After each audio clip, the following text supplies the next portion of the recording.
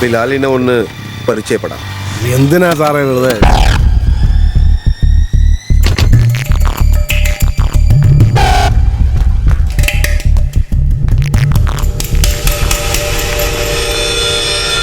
ബിലാൽ,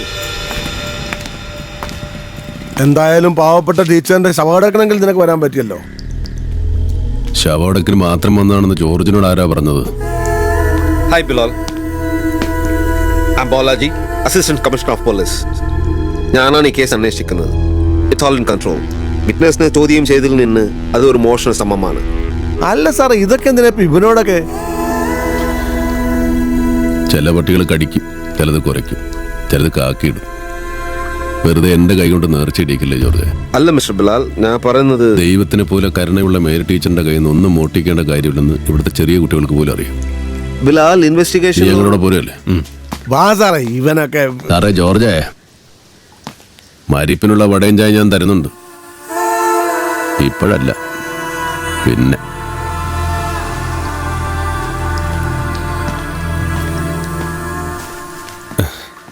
ഇതൊന്നും ഒരു കാര്യമാക്കണ്ടേ?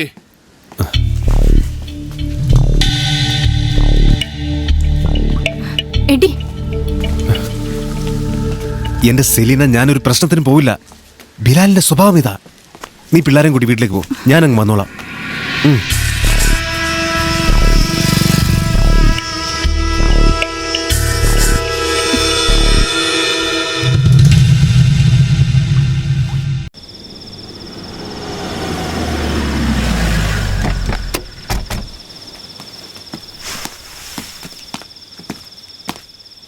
ഭായ്, ഭായ്, ഞാൻ പൊള്ളാച്ചിയിലെ ഷൂട്ടിലായിരുന്നു. വിവരം അറിഞ്ഞപ്പോൾ ലേറ്റായി പോയി. അതാ. സിനിമക്കാർ നിന്റെ അണ്ണാക്കി ചോറ് തള്ളി തരുന്നതിന് മുമ്പ് നീ മുരുകൻ ജോൺ കുരിശങ്കൻ എങ്ങനെ ആയിത്തീർന്നു ഇടയ്ക്കൊക്കെ ഓർക്കുന്നത് നല്ലതാ. പോട്ടെ ബിലാലെ. എന്ത് പോട്ടെ? നീ ബോംബെയിൽ വിവരം വിളിച്ചു പറയുമ്പോൾ ഞാൻ ചിക്കമംഗലൂരാ. എനിക്ക് വരാമെങ്കിലാ.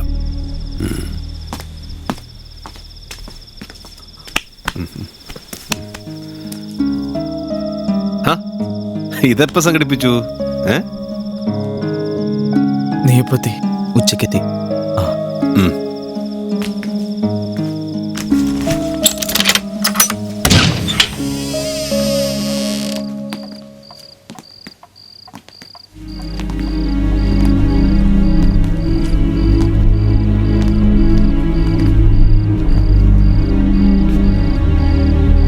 നീ ഒന്ന് പോയി ഫ്രഷ് ആകും.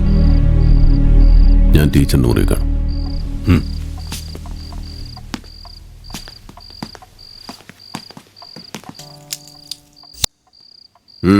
ഇതൊന്ന് തുടങ്ങി. അങ്ങനെയൊന്നുമില്ല. ഇതേന്നുള്ള പിടി വിട്ടിട്ടില്ലല്ലേ?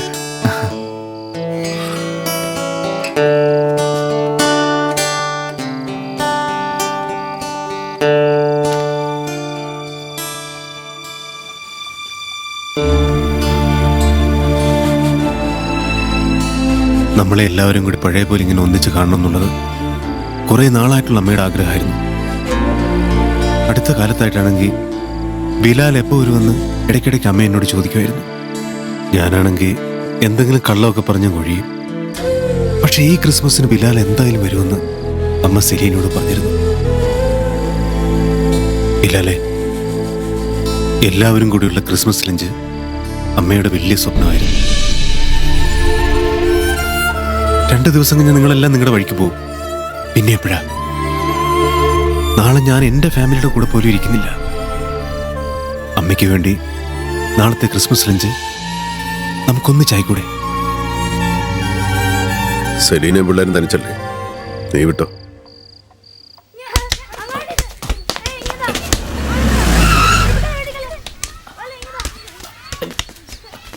മുരുക,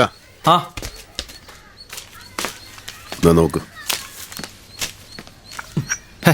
ചുമ്മാ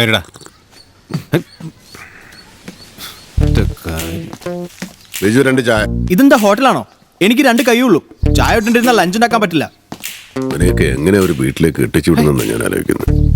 അപ്പൊ ഇവനെ കെട്ടിച്ചു വിട്ടാ കുറെ പെൺപിള്ളേർ ഇവിടെ ഒന്ന് സത്യാഗ്രഹം ഇരിക്കും.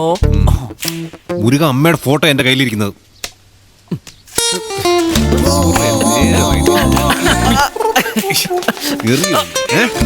നീ എന്തായി കാണിക്കുന്നത്?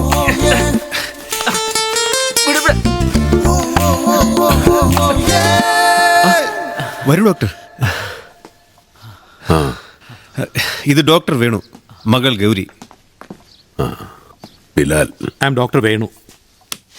ഇരിക്കെ. ടീച്ചർ എപ്പോഴും പറയുമായിരുന്നു ഡോക്ടർ താ അപ്പുറത്താ താമസിക്കുന്നത്. ഇവിടെ താമസമാക്കിയിട്ട് 7 വർഷമായി. ടീച്ചറിനെ പോലെ സോഷ്യൽ ആക്ടിവിറ്റീസ് ഒന്നും ഇല്ലെങ്കിലും ഒരു ഡോക്ടർ എന്ന നിലയ്ക്ക് ടീച്ചറിന് വേണ്ടി ചെറിയ സഹായങ്ങളൊക്കെ ചെയ്യാൻ കഴിഞ്ഞിരുന്നു. ഇയാളെന്താ പഠിക്കുവാണോ? Final year literature. കഴിഞ്ഞ 2 ആഴ്ചയായിട്ട് എനിക്ക് ടീച്ചറെ കാണാൻ കഴിഞ്ഞിരുന്നില്ല. ഹോസ്പിറ്റലിൽ ഭയങ്കര തിരക്കായിരുന്നു. നിനക്കെന്താ ഇത്ര നാണം? താങ്ക്സ് ബിജോ. അങ്ങോട്ട് കൊടുക്കട, അങ്ങോട്ട്.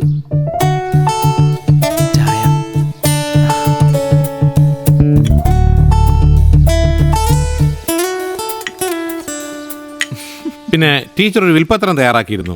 നാളെയോ മറ്റന്നാളോ നിങ്ങൾ പോവുകയല്ലേ? കഴിയുമെങ്കിൽ അതിനു മുമ്പ് വക്കീലിനെ ഒന്ന് കാണണം. അങ്ങനെയാണെങ്കിൽ കുറച്ച് കഴിഞ്ഞ് വക്കീൽ ഓഫീസിൽ കാണാം. എന്നാ ഞങ്ങൾ ഇറങ്ങട്ടെ.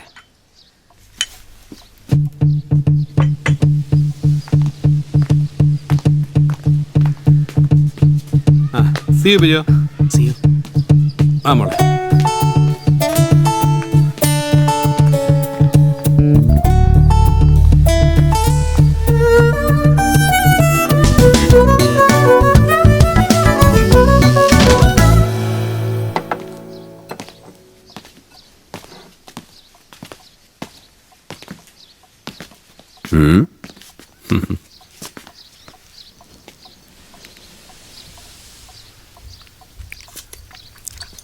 കൊള്ളാം. എരിവും പുളിയില്ലെങ്കിലും ഉപ്പ് ഇഷ്ടം പോലെ ഉണ്ട്. വേണമെങ്കിൽ കഴിച്ചാൽ മതി. വേണ്ടങ്ങാതറ. പഠിച്ചില്ലെങ്കിലും ഇവനൊരു ചായക്കടിട്ടാണെങ്കിലും ജീവിച്ചോളൂ. പഠിത്തത്തിന്റെ കാര്യമൊന്നും ആരും പറയണ്ട.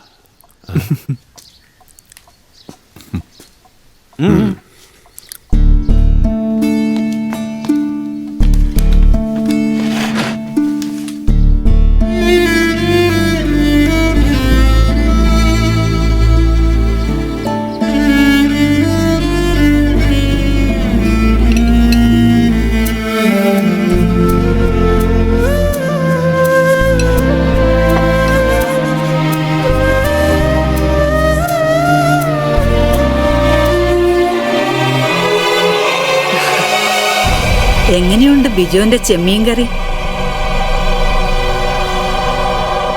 ബിലാലെ, നീ അവനെ ഒന്ന് നോക്കിക്കേ. നിന്റെ കൈപിടിച്ച ബിജു വളർന്നത്. കുട്ടിക്കാലത്ത് എല്ലാവരും നഷ്ടപ്പെട്ടതിന്റെ സങ്കടം ഇനിയും അവന് മാറിയിട്ടില്ല. അവൻ ഒറ്റയ്ക്കാണെന്നുള്ള തോന്നലുണ്ടാവരുത്. ദേ, എപ്പോഴും നീയും എഡ്ഡിയും മുരുകനും ബിജുയുടെ കൂടെ ഉണ്ടാവണം. പാവ എഡ്ഡി കുറെ വീഴ്ചകൾക്കിടയിലൂടെ ജീവിതത്തെ എങ്ങനെയൊക്കെയോ എത്തിപ്പിടിക്കാൻ ശ്രമിക്കുകയാണ്. സെലീനയും കുട്ടികളുമാണ് അവന്റെ ഏക സമ്പാദ്യം. അവര് ദുഃഖിക്കാൻ ഇടവരുന്ന ഒരു കാര്യവും സംഭവിക്കാൻ പാടില്ല. ബിലാലിന് ഞാൻ പറഞ്ഞത് മനസ്സിലായില്ലേ? ദാ കണ്ടില്ലേ, കുറെ തിന്ന് കാളകളിച്ച് നടക്കുന്നു. ഒരു മാറ്റവും ഇല്ല. ഞാനില്ലെന്ന് വിചാരിച്ച് ഈ വീട്ടിൽ പെൺപിള്ളാരുമായി വന്ന് കയറാമെന്ന് എന്തെങ്കിലും മോഹം ഉണ്ടെങ്കിൽ അത് നടക്കില്ലെന്ന് മുരുകനോട് പറഞ്ഞേക്കണം. ഇവർക്കൊക്കെ മുൻപ് എൻ്റെ അടുത്ത് വന്നത് നീയാ, എൻ്റെ ആദ്യത്തെ പുത്രൻ.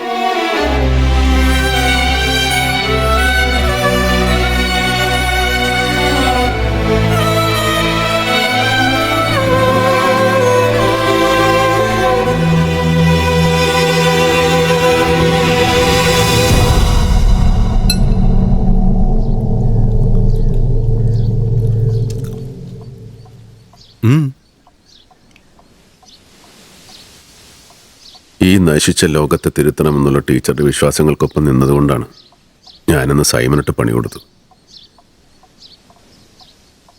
പക്ഷേ ആരുടെ മുന്നിലും അടഞ്ഞിട്ടില്ലാത്ത ഈ വീടിൻ്റെ വാതിൽ അന്ന് എൻ്റെ മുന്നിൽ അടഞ്ഞു.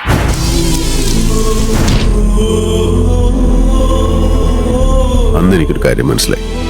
എൻ്റെയും ടീച്ചറുടെയും വഴികൾ രണ്ടാണ്. ഞാനെന്നും എൻ്റെ കണ്ണിലൂടെ മാത്രമേ ലോകത്തെ കാണാൻ ശ്രമിച്ചിട്ടുള്ളൂ. ടീച്ചറെ ഫേസ് ചെയ്യാൻ ഒരിക്കലും സാധിക്കില്ല എന്ന് ബോധ്യമായതുകൊണ്ടാണ് പിന്നീട് ഞാൻ ഇങ്ങോട്ട് വരാതിരുന്നത്.